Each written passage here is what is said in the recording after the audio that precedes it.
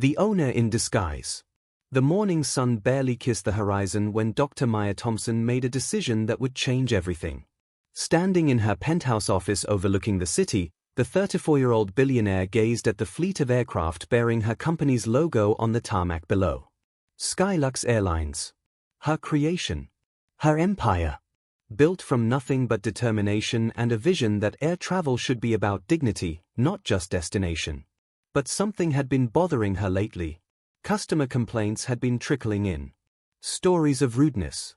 Discrimination. The very things she'd sworn her airline would never tolerate. The reports sat on her desk, each one a small betrayal of everything she'd built. Her executives assured her these were isolated incidents. Her data showed customer satisfaction scores within acceptable ranges. But Maya Thompson didn't become one of the youngest airline owners in history by accepting acceptable. She needed to see for herself. Not as the owner whose arrival would trigger rehearsed smiles and practiced courtesy, but as an ordinary passenger. Someone vulnerable to the authentic culture of her company. The real test of any business, she believed, wasn't how it treated its VIPs, but how it treated those it perceived as nobody special. That morning, she made her choice. No security detail. No executive assistant. No advance notice to the crew. She would fly from New York to Los Angeles on Flight 782, completely incognito. She pulled on a simple pair of designer jeans that looked unremarkable, a comfortable gray hoodie that had seen better days, and grabbed her smallest handbag. Her typical power suits and briefcases stayed in the closet. Today, she would be invisible. The ride to the airport felt different without her usual motorcade. Sitting in the back of an ordinary taxi, she watched the city wake up through rain-spotted windows. The driver didn't recognize her. Good. That was the point. She'd specifically chosen to travel on a Thursday morning, knowing it would be busy enough to blend in but not so chaotic that service standards might naturally slip. At the check-in counter, her first test began. The young man behind the desk barely looked up when she approached. His fingers moved mechanically across the keyboard as she provided her confirmation number. The system clearly showed her first-class booking. She watched his eyes register the seat assignment, but his demeanor didn't change. No smile. No thank you for choosing first class. No acknowledgement whatsoever of her premium status. Next, he called out before she'd even picked up her boarding pass. Maya noticed but said nothing. She was observing, cataloging every interaction. The security line moved slowly, giving her time to watch how other passengers were treated. She noticed patterns. The businessman in the expensive suit received warm greetings. The elderly couple struggled with their bags while staff members walked past without offering help. A young mother juggling 2 children and carry-on luggage was met with impatience rather than assistance. These were her employees. This was her airline. By the time she reached the gate, Maya had filled several mental pages with observations. The gate agents chatted among themselves, barely acknowledging passengers who had questions. One woman asked about upgrade availability and was dismissed with a curt "check the app." Another passenger, clearly confused about boarding groups, was told to just listen for your group without any further explanation. But nothing, absolutely nothing, could have prepared Maya for what happened next. As first-class boarding was announced, she joined the priority line. Her ticket was clear. Seat 2A. First class. Paid in full, though of course, she owned the airline. She'd specifically purchased the ticket through normal channels to ensure authentic treatment. Walking down the jet bridge, she felt a familiar pride seeing her airline's branding. The aircraft was one of their newest, a Boeing 787 Dreamliner she'd personally selected for its comfort and efficiency. She knew every inch of these planes, had approved every design choice from the seat fabric to the lighting system. But as she approached the aircraft door, ready to step into the cabin she'd helped design, a hand shot out, blocking her path. The hand belonged to Patricia Reynolds, the chief flight attendant, a woman in her 50s with perfectly styled blonde hair and makeup that looked like it had been applied with military precision. Her uniform was immaculate, her smile bright, until her eyes swept over Maya's casual attire. The smile vanished like it had never existed. "Excuse me," Patricia's voice was sharp, cutting. "First class is for premium passengers only." Maya stood still for a moment, processing what had just happened. She looked down at her boarding pass, clearly showing her first-class seat, then back at Patricia. "I am a premium passenger," Maya responded calmly, extending her boarding pass. Patricia didn't even glance at it. Her eyes remained fixed on Maya's face with an expression that made Maya's stomach turn. It was a look she'd seen before, too many times. A look that said, "You don't belong here." "I don't think so," Patricia said, louder now, ensuring other passengers could hear. "These seats are very expensive. Perhaps you're confused about your seat assignment." Another flight attendant, a younger woman named Jennifer according to her name tag, joined Patricia. She looked Maya up and down with the same dismissive expression. "She's trying to sneak into first class," Jennifer announced, not even bothering to lower her voice. "We get this sometimes. People think they can just walk in here." The passengers behind Maya had stopped, creating a bottleneck in the jet bridge. She could feel their eyes on her, hear their whispers. Someone pulled out a phone. The situation was escalating exactly as she'd feared it might, revealing the ugly truth she'd hoped not to find. "My boarding pass clearly shows," Maya began, but Patricia snatched the ticket from her hand with such force that it tore. The ripping sound seemed to echo in the narrow space. Half of Maya's boarding pass fluttered to the floor. Patricia held the other half, crumpled it, and tossed it aside with theatrical disgust. "There's your boarding pass," Patricia said with a smirk. "Now, economy is through that curtain. Please move along. You're holding up our real first-class passengers." Maya felt heat rise in her chest, but she maintained her composure. This was worse than she'd imagined. This wasn't just poor service or casual rudeness.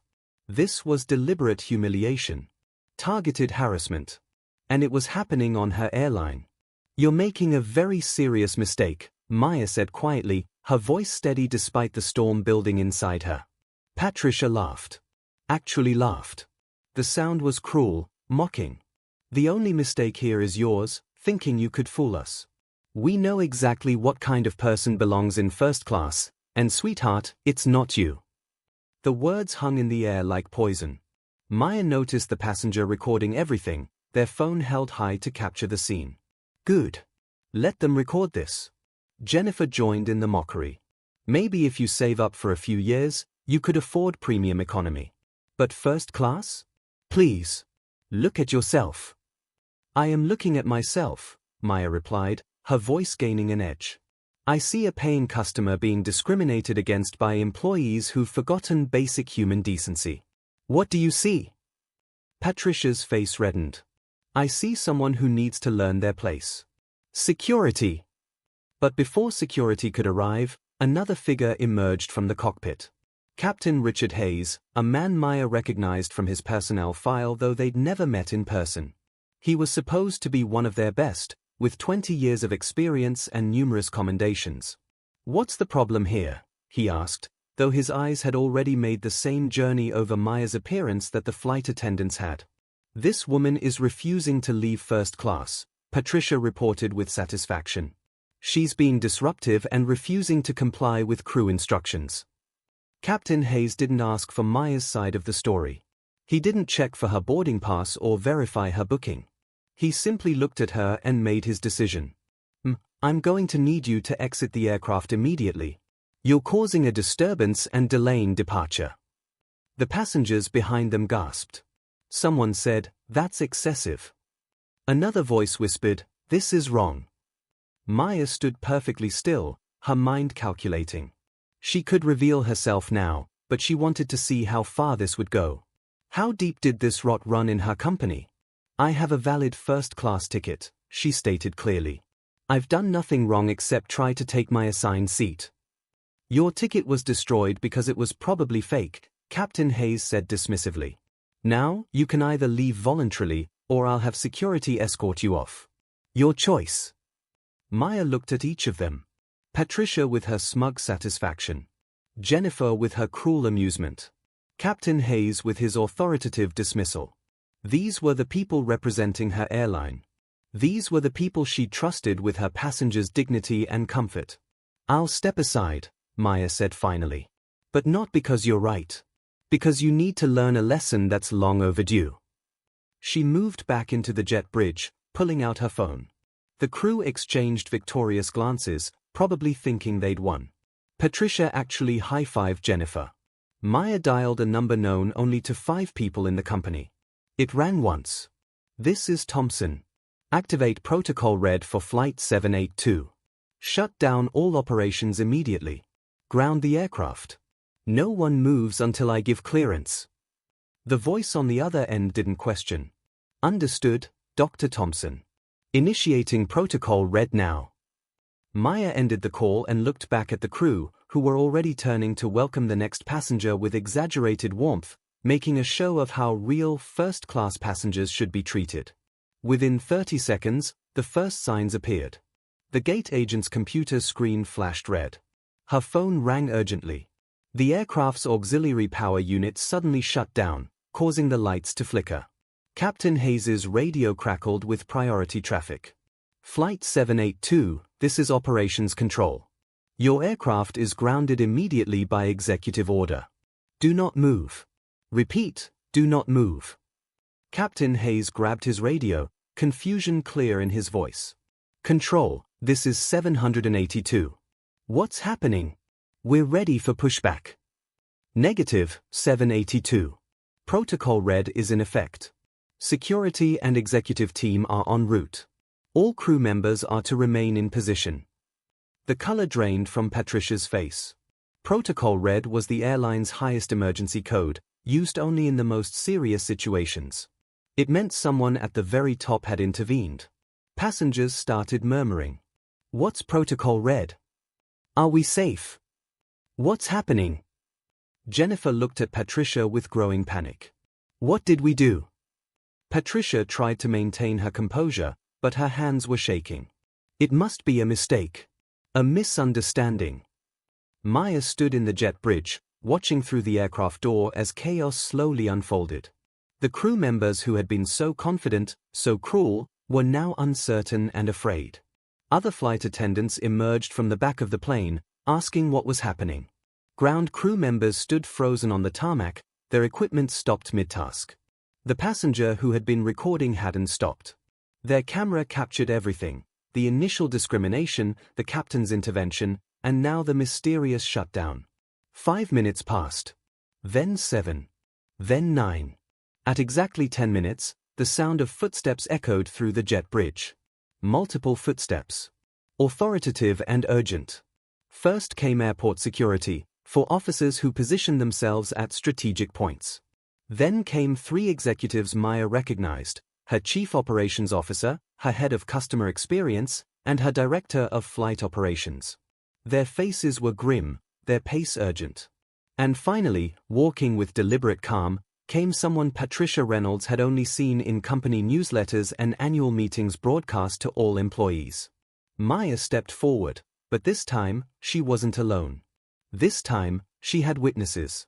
"Ladies and gentlemen," the chief operations officer announced, his voice carrying through the cabin and into the jet bridge where passengers still waited. "I need your attention. There has been a serious incident involving discrimination and violation of company policy." He paused, letting the words sink in. "Please allow me to introduce Dr. Maya Thompson, founder, CEO, and majority owner of Skylux Airlines." The silence that followed was deafening. Patricia Reynolds's legs nearly gave out. She grabbed the doorframe for support. Jennifer's mouth opened and closed like a fish gasping for air. Captain Hayes stood frozen, his face cycling through expressions of disbelief, recognition, and horror. Maya walked forward slowly, deliberately. Each step measured, each movement controlled. She stopped directly in front of Patricia, close enough that only the chief flight attendant could hear her first words. "I gave you the chance to see me as human. You chose to see something else." Then, louder, addressing the entire crew, "In the last 20 minutes, I've experienced discrimination, humiliation, and harassment from employees I trusted to represent this airline's values. You didn't just fail as professionals. You failed as human beings." She turned to Captain Hayes. "Captain, you have 20 years of experience. 20 years of making decisions that affect passengers' safety and dignity. Today, you chose to abuse that authority without even attempting to verify the truth. You saw someone who looked different from your expectations and immediately decided they didn't belong. The captain started to speak, but Maya raised her hand. No. You had your chance to speak when it mattered. You chose silence when you should have asked questions and action when you should have shown restraint. She addressed Patricia next. Ms. Reynolds, you've been with this airline for 15 years. 15 years of opportunities to show kindness, respect, and professionalism. Instead, you chose to weaponize your position against someone you perceived as beneath you. You tore up a valid boarding pass. You laughed at a paying customer. You encouraged discrimination. Patricia's face was white, tears starting to form in her eyes. Dr. Thompson, I didn't know. That's exactly the point, Maya interrupted. You didn't know who I was, so you showed me who you are. And what you are is someone who judges people by their appearance, who takes pleasure in humiliation, who uses their small amount of power to hurt others. She turned to Jennifer. You're newer, aren't you? 3 years with the company? You had the chance to be different, to question what was happening, to show integrity. Instead, you joined in eagerly, adding your voice to the cruelty. The entire aircraft was silent. Passengers had their phones out, recording everything. Some were crying. Others were nodding, perhaps remembering their own experiences with discrimination. Maya's head of customer experience stepped forward with a tablet. Dr. Thompson, we've pulled the crew records. There have been 12 similar complaints against Ms. Reynolds in the past 2 years, 6 against Captain Hayes, and 3 against Ms. Jennifer Collins. All were dismissed as misunderstandings or customer confusion. Maya nodded slowly. Not anymore. She turned back to the crew, her voice carrying the weight of final judgment. Patricia Reynolds, Jennifer Collins, Captain Richard Hayes, you're terminated immediately. Security will escort you from the aircraft. You'll need to return your credentials and uniforms within 24 hours. Patricia finally found her voice, desperate. Please, Dr. Thompson, I have a family. This job is everything to me. This job was entrusted to you, Maya replied firmly. You betrayed that trust. How many passengers have you humiliated who didn't have the power to fight back? How many people have left this airline feeling less human because of how you treated them? She addressed the recording passenger and everyone else watching. Every single person who boards our aircraft deserves dignity. It doesn't matter what they are wearing, what they look like, where they come from, or where they are going. We transport human beings, not categories. The security officers stepped forward. Patricia Reynolds, who had stood so proudly at that aircraft door like a guardian of an exclusive club, was now walked off in shame. Jennifer followed, her earlier smugness replaced by tears. Captain Hayes maintained his composure, but his career, his reputation, everything he'd built was crumbling with each step away from the aircraft he'd never fly again. Maya turned to the passengers, many of whom had been waiting for over 30 minutes now. I apologize for this delay and for what you've witnessed. This is not who we are as an airline, though clearly we have work to do. Every passenger on this flight will be upgraded to first class for today's journey, regardless of your original booking. Cheers erupted from economy passengers. Someone started clapping, and soon the entire plane was applauding.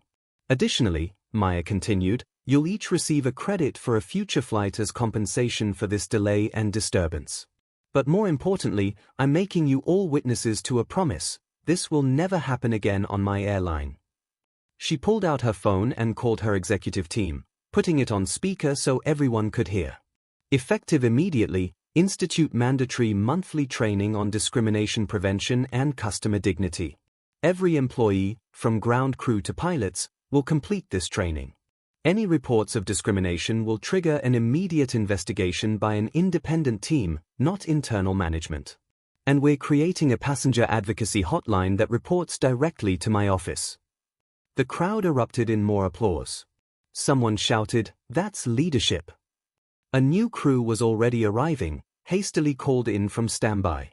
Maya watched as they boarded, their faces showing they understood the gravity of the moment. Before leaving, Maya turned one more time to address everyone. I built this airline because I believe travel should be transformative, not traumatic. Every journey should add something positive to your life. Today, we failed that mission spectacularly. But failure can be a teacher if we're willing to learn. She looked directly at the passenger who'd been recording. Please share that video. Let the world see what happened here.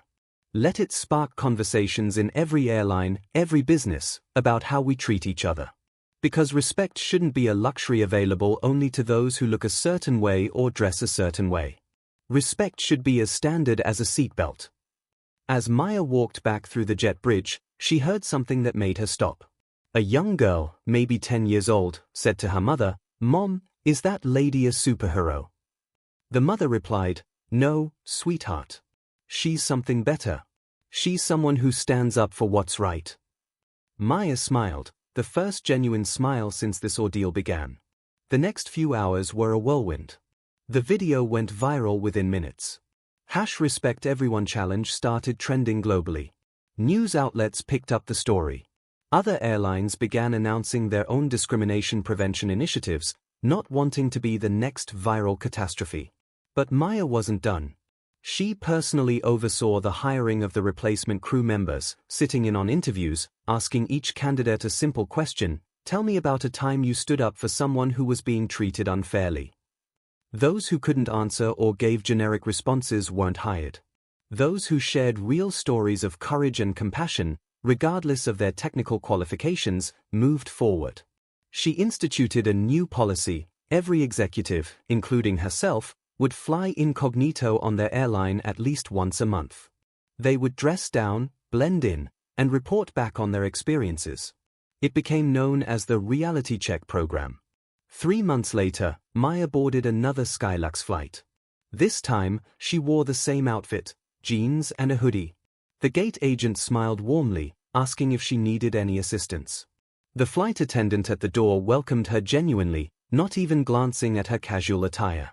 As she settled into her economy seat, yes, economy this time, the passenger next to her said, "You know, I used to hate flying this airline. But something changed a few months ago. Now, they treat everyone like they matter." Maya smiled. "What do you think changed?" The passenger pulled up the viral video on their phone. This woman, the owner, she stood up to her own employees. She could have hidden behind corporate speak or lawyers, but she didn't. She showed that leadership means protecting the vulnerable, not the powerful. "She sounds impressive," Maya said modestly. "She is. But you know what's more impressive? She actually changed things. My daughter has autism and sometimes has meltdowns during flights. Last week, the crew was so patient, so kind. They didn't make us feel like a burden. They made us feel like humans." Maya felt tears prick her eyes. This was why she'd built the airline. Not for profit margins or market share, but for moments like this. As the flight took off, she thought about Patricia Reynolds, Jennifer Collins, and Captain Hayes. She'd later learned that Patricia had started working at a small regional carrier, but only after completing extensive sensitivity training. Jennifer had left the airline industry entirely, going back to school to become a social worker. Apparently, the incident had forced her to confront her own prejudices. Captain Hayes had written her a long letter of apology, not asking for his job back, but thanking her for the wake-up call. Maya pulled out her notebook and began writing. She was working on a book about corporate responsibility and human dignity in business. The title, "You Never Know Who You're Speaking to, A Guide to Treating Everyone with Respect." The flight attendant approached with the beverage cart. She didn't recognize Maya, which was perfect. "What can I get you today?" she asked with genuine warmth. "Just water, please," Maya replied. As the attendant poured, she said, "You know, I love your hoodie. Comfort over style, right? That's the best way to fly." Maya laughed. "Exactly." As the flight continued, Maya overheard the flight attendant helping an elderly man struggling with the overhead bin, patiently assisting a mother with a crying baby, and speaking Spanish to help a confused passenger find their seat. This was her airline now. Not perfect, but learning. Not exclusive, but inclusive. Her phone buzzed with a message from her CO. Another airline just called asking for advice on implementing their own reality check program. That makes 15 this month. Maya typed back, "Tell them yes. Change shouldn't be proprietary." Looking out the window at the clouds below, she remembered something her grandmother used to say: "Power isn't about being above people, it's about lifting people up." Today, she'd used her power not to destroy, but to rebuild. Not to humiliate, but to educate. The 3 fired employees had learned that discrimination has consequences. But more importantly, thousands of other airline employees around the world had learned that dignity has rewards.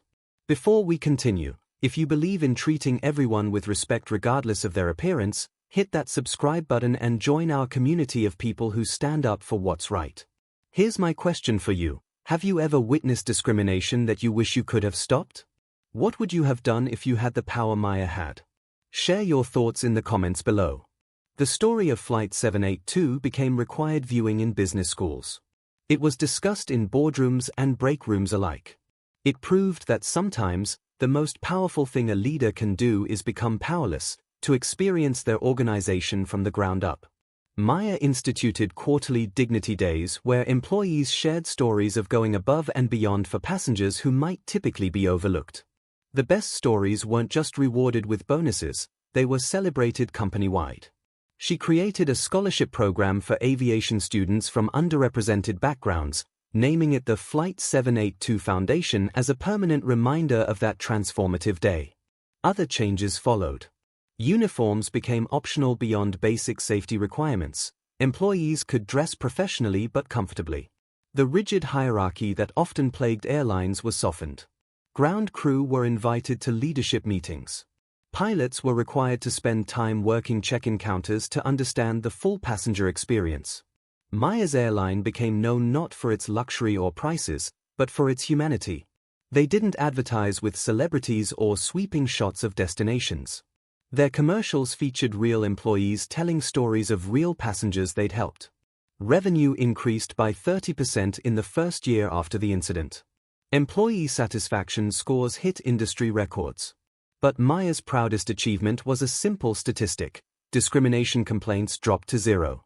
Not because they weren't investigated, but because they weren't happening. The culture had truly changed. A year later, Maya received an unexpected visitor at her office. Patricia Reynolds stood in her doorway, looking nothing like the proud, dismissive woman from that day. She was humbler, wearing simple clothes, her entire demeanor transformed. "I don't expect forgiveness," Patricia began. "I don't deserve my job back. I just needed to thank you." Maya gestured for her to sit. Patricia continued, tears flowing freely.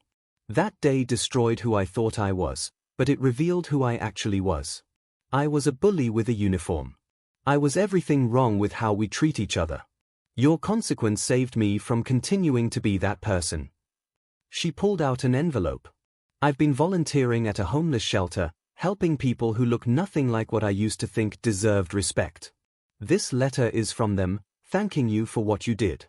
Because of your stand, I've learned to see humanity in everyone." Maya read the letter, moved by the stories of how Patricia had changed, how she now spent her weekends serving food to people she once would have dismissed. "Patricia," Maya said softly, "redemption isn't about getting back what you lost. It's about becoming someone who wouldn't lose it in the first place." Patricia nodded. "I know. I'm not asking for anything. I just wanted you to know that firing me was the kindest thing anyone ever did for me. It forced me to face my ugliness and change it." After Patricia left, Maya stood at her window again, looking at the planes below. Each one carried hundreds of stories, hundreds of opportunities for kindness or cruelty. She thought about all the people who'd messaged her since the video went viral. Flight attendants from other airlines admitting they'd been guilty of similar discrimination. Passengers sharing stories of humiliation they'd endured in silence. Business owners realizing their own companies had similar problems. Change, real change, wasn't just about policies or training programs. It was about forcing people to see themselves clearly, sometimes through the harshest light of consequence. 5 years passed. Maya's airline became the case study for inclusive leadership. She was invited to speak at conferences, universities, and corporate boards. But she always began her speeches the same way. "I'm going to tell you about the day I was thrown off my own airline." And she would tell the story, not as the triumphant owner who got justice, but as the human being who experienced discrimination. She made audiences feel what it was like to be judged, dismissed, and humiliated. She made them understand that discrimination wasn't about policies violated, but about humanity denied. One day, she received a message that surprised her. Captain Richard Hayes had become an advocate for anti-discrimination training in aviation. He'd written a book called The Captain's Blind Spot: How Authority Can Cloud Judgment. He donated all proceeds to the Flight 782 Foundation. Jennifer Collins had become a social worker specializing in helping victims of workplace discrimination. She often referenced her own fall from grace as a cautionary tale and a redemption story. The ripple effects continued. Other industries adopted reality check programs. The phrase "you never know who you're speaking to" became a corporate mantra worldwide. Business schools created entire courses around the Flight 782 incident. But the most meaningful change happened in the small moments. The gate agent who helped an elderly passenger struggling with a kiosk. The flight attendant who learned sign language to better assist deaf passengers. The pilot who personally helped a young boy with autism tour the cockpit because it was his dream. These weren't policies. They were people choosing kindness because they'd seen what unkindness could cost. Maya never forgot that day. She kept the torn boarding pass in a frame in her office with a simple plaque, "The ticket to change." Whenever new executives joined her company, she would hand them plain clothes and an economy ticket. "Go fly with us," she would say. "Experience what our passengers experience. Feel what they feel. Then come back and tell me what needs to change." Many came back with stories of excellent service. But some came back with concerning observations that led to improvements. The reality check program became the company's most valuable quality control tool. Maya expanded the program globally. Her airline operated in 43 countries, and in each one, she implemented the same principles. Respect transcends language, culture, and borders. She partnered with other airlines to create an industry-wide passenger dignity charter. Airlines that signed it committed to regular incognito assessments, transparent complaint processes, and zero tolerance for discrimination. Not everyone embraced the changes. Some investors complained that the focus on dignity over efficiency was hurting profits. Maya's response was to show them the numbers. Customer loyalty was at an all-time high, employee turnover at an all-time low, and profits were steady and sustainable. "We're not just transporting bodies," she told skeptical board members. "We're caring for humans. The moment we forget that, we lose our purpose." The 10-year anniversary of the Flight 782 incident approached. Maya decided to do something unprecedented. She invited Patricia Reynolds, Jennifer Collins, and Captain Hayes to participate in a panel discussion about transformation and redemption. All three accepted. The event was held in an aircraft hangar, symbolically surrounded by the planes that had once been their workplace. The audience included airline employees, business leaders, and anyone interested in how people and organizations could change. Patricia spoke first, her voice steady but emotional. "I spent 15 years believing that power meant keeping others out. Dr. Thompson taught me that real power means bringing others in." Jennifer followed. "I was young and impressionable. I followed bad leadership because I thought that was how you succeeded. Now I teach young professionals that success without integrity is just failure with a better title." Captain Hayes concluded, 20 years of experience meant nothing because I'd spent those years learning the wrong lessons. Authority without empathy is just tyranny in uniform." Maya took the stage last. "These three people could have been my enemies. I could have destroyed them completely. Instead, they became teachers. They teach us that anyone can change if they are willing to face the truth about themselves." She announced a new initiative, the Second Chance Program.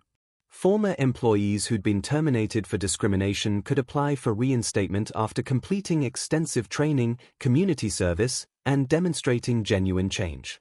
"Punishment without possibility of redemption is just revenge," Maya explained. "We're better than that." The program was controversial. Many felt those who discriminated shouldn't get second chances. But Maya believed in transformation, not just termination. The first person to complete the program was a gate agent who'd been fired for refusing to help a passenger in a wheelchair. After a year of volunteering with disability organizations and extensive training, she returned as one of the airline's most compassionate employees. Stories like these multiplied. The airline became known not just for its service, but for its belief in human potential. Maya's influence extended beyond aviation. She advised hospitals on patient dignity, hotels on inclusive hospitality, and schools on respectful education. The principles were universal: see the human first, the category second. One evening, flying home from a conference, Maya sat in economy again. The passenger next to her was a young black woman, probably in her 20s, wearing a hoodie remarkably similar to Maya's. "First time flying?"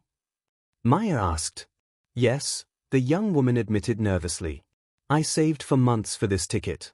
I'm going to a job interview." "What kind of job?" "It's entry-level at an airline. Skylux Airlines, actually. They have this reputation for treating people right, you know? I figure if I'm going to work somewhere, it should be somewhere that values everyone." Maya smiled. "I've heard good things about them." The young woman continued, "Did you see that video from years ago? Where the owner went undercover and caught her employees discriminating?" "I might have seen it. That woman is my hero. She showed that you can have power and principles. You can be successful and still be human. That's the kind of leader I want to be someday." Maya felt a lump in her throat. "What's your name?"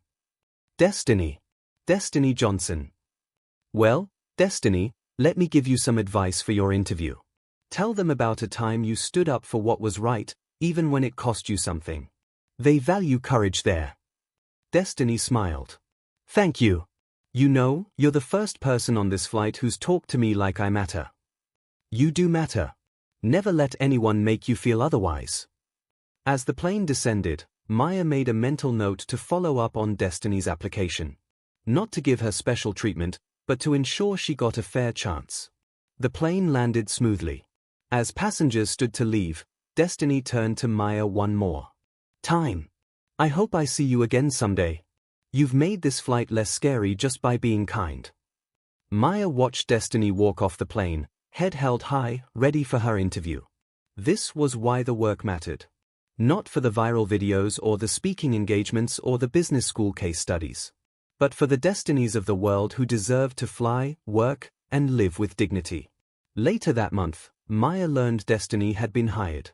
Not because Maya intervened, but because Destiny had impressed the interviewers with her authentic story of standing up to bullying at her previous job, even though it meant losing shifts. The culture was real. The change was lasting. Maya's final act before retiring was to establish the Dignity Institute, a training center for companies worldwide to learn the principles of inclusive leadership. The building was designed like an aircraft, reminding visitors that everyone was on the same journey, regardless of which class they were sitting in. On her last day as CEO, Maya flew one more incognito flight. This time, everything was perfect. Not performatively perfect, but genuinely perfect. The crew treated every passenger with equal warmth. A first-class passenger who was rude to the staff was politely but firmly reminded that respect was required from everyone, to everyone. As the plane lifted off, Maya closed her eyes and smiled. She'd built more than an airline. She'd built a movement. The pilot's voice came over the intercom, "Ladies and gentlemen, this is your captain speaking. We want to remind you that on this airline, every passenger is valuable, every journey matters, and everyone deserves to fly with dignity. Thank you for choosing to fly with us, and thank you for treating each other with respect." Maya nodded. The message had become part of every flight, a permanent reminder of that day when discrimination met consequence, when power protected the vulnerable, and when an owner in disguise changed an industry forever. The young boy sitting next to her tugged on her sleeve. "Miss, are you somebody important?" Maya thought for a moment, then smiled. "No more important than you are." "Cool," the boy said. "My mom says everyone's important on this airline." "Your mom is absolutely right." As Maya looked out at the clouds, she knew her legacy wasn't in the planes or the profits or even the policies. It was in the millions of small moments when someone chose kindness over cruelty, inclusion over exclusion, dignity over discrimination. Because in the end, You truly never know who you're speaking to. It might be the owner of the airline. It might be someone who will one day change the world. Or it might simply be a human being who deserves respect. And on Maya Thompson's airline, that was always enough. The transformation of Skylux Airlines became a beacon of hope in an industry often criticized for its treatment of passengers. Maya's story proved that real change was possible when leaders were willing to experience their organizations from the ground up, to face uncomfortable truths, and to prioritize humanity over hierarchy. Years after her retirement, business leaders would still ask, what would Maya Thompson do when faced with ethical dilemmas? The answer was always the same. She would choose dignity, demand accountability, and never forget that behind every ticket, uniform, or title was a human being deserving of respect. The Flight 782 incident remained the most watched corporate video in history, not because of the drama, but because of the transformation it sparked. It reminded the world that sometimes, the most powerful thing you can do is remember that power without compassion is just oppression with a better office. And so, every day, on thousands of flights around the world, the legacy lived on. In every smile that wasn't forced. In every assistance that wasn't grudging. In every moment when someone chose to see the human first and the category second. Maya Thompson had proven that you can build a successful business on a foundation of respect. She had shown that consequences could be catalysts for change. And most importantly, she had demonstrated that true leadership wasn't about being above anyone, it was about lifting everyone up. The story of the owner in disguise became more than corporate folklore. It became a reminder that dignity isn't negotiable, respect isn't optional, and you truly never know who you're speaking to, so you'd better treat everyone like they matter. Because they do. Retry Claude can make mistakes. Please double-check responses.